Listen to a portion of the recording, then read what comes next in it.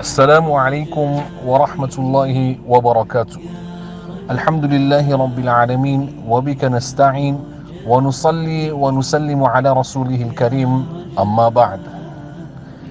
Ndichifukwa chani sala ndi yabwino kuposa kugona? Pamene muadhani ya fajr muadhinu ja amati as-salatu khayrun minan nawm, kuti sala ndi yabwino kuposa kugona. Yankho ya funso imeneyo ndi kugona umayankha kuitana kwa mzimu wako, pomwe sala umayankha kuitana kwa Allah Ta'ala. Ndi yabwino kuposa kugona chifukwa kugona ndi imfa, pomwe sala ndi umoyo. Ndi yabwino kuposa kugona chifukwa kugona umapumisa thupi, pomwe sala umapumisa mzimu. Ndi yabwino kuposa kugona chifukwa okhulupirira ndi osakhulupirira onse amatenga nawo gawo pakani yogona, pomwe sala amapemphera okhulupirira yekha. Anthu opemphera sala ya fajr ndi gulu la anthu opambana. Nkhope zawo zimakhala zowala, zipumi zawo zimakhala zokongola bwino, ndipo nthawi zawo zimakhala za madalitso. Ngati uli mugulu limeneli uyamike Allah pa ubwino wake.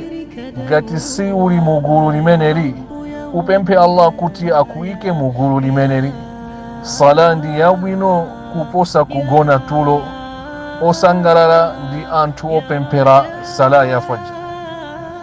Apapa tikuona ubwino wopemphera sala ya fajr, koma si yekha fajr.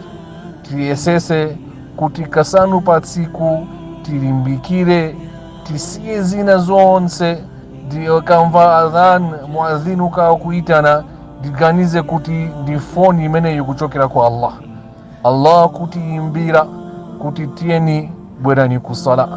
Matsiku anu foni athu ikalira ikaitana timathamanga kuti tiyankhe.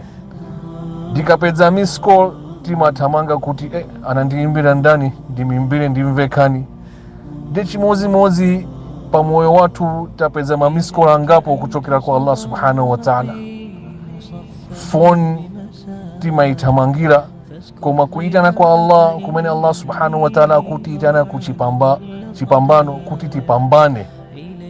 Hayya ala al-falah, bwerani ku chipambano kuti tipambane, kumeneko ifeyo tikulephera.